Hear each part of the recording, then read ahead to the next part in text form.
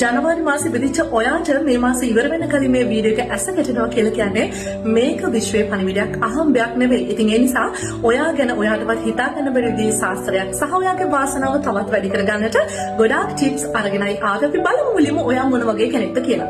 ඔයා මෙන්න මේ වගේ කෙනෙක්. පිටතින් එන නෝමල් වගේ පෙවුනට හරිම නිවිල වගේ පෙවුනට ඇතුළතින්වත් සැහෙන පවර්ෆුල් කෙනෙක්.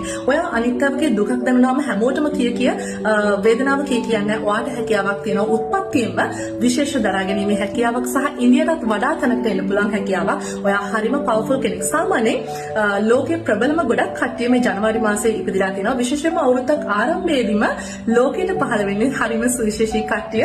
දීපිකා පදුකෝන්, සයිෆ් අලි ඛාන්, රිතික් රෝෂන් වගේ ගොඩක් සෙලිබ්‍රිටිස්ලා මේ මාසය තුළදී මේ ලෝකයට පහළ වෙලා තිනවා. ඒ වගේම තමයි ඔයා එලවස් කරන කෙනෙක් නම් ගොඩක් ලාට කොමර්ස් ආර්ට් පැත්තට තමයි යමු වෙන්නේ.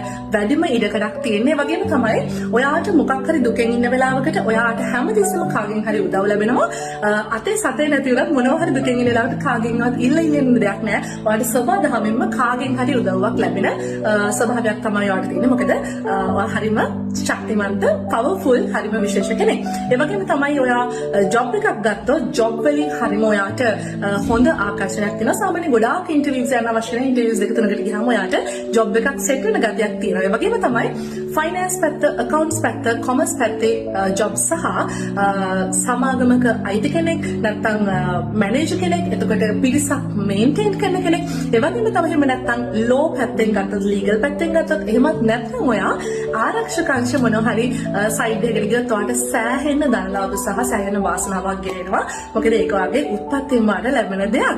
හරි. ඊට පස්සේ ඔයාගේ සුබ වර්ණ වෙන්නේ කළු, තද නිල්, අලු වගේ පාට මේ අවුරුද්දේ ඇන්දොත් ඔයාට විශේෂ ආකර්ෂණයක් ලබා ගන්න පුළුවන්. වගේම තමයි 4 8 10 කියන වාගේ සුබම සුබ අංක මේ වසරේ.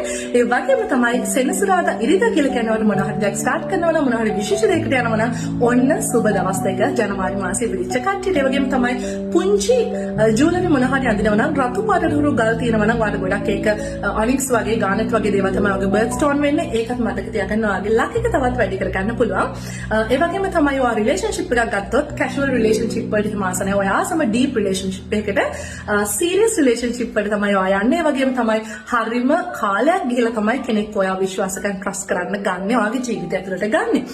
ඒ වගේම තමයි අපි ගත්තොත් ඔයාගේ ස්වභාවයෙන්ම ඔයා හරිම වාසනාවන්තයි. හැබැයි ඔයාට හැමදේම ජනවාරි මාසේ අවුරුද්ද ආරම්භයේ ඉපදුනා කියලා ඔයාට දේවල් ලැබෙන්නේ භාගයක් දුර ගිහිල්ලා. ඒ කියන්නේ සාමාන්‍යයෙන් වගේ හොඳම කාලෙ වෙන ජීවිතේ බහුතරයක් දෙනාට 25ත් අවුරුදු 30ත් අතර. ඉතින් ඒ නිසා එතකන් ඔයාට දේවල් නැති වෙනවා වගේ දැනෙන්න පුළුවන්. නමුත් අල්ලන් ඉන්න අවුරුදු 25ත් 30ත් අතර තමයි ඔයාගේ හොඳම සුබම කාලය එන්නේ. ඉතින් මේ ටික කළ බලන්න ජනවාරි මාසේ ඉපදිච්ච ඔයාට තව වාසනාව ළඟා කරගන්න පුළුවන්. ඒ වගේම තමයි ඔයා ගොඩක් පවර්ෆුල් කෙනෙක්.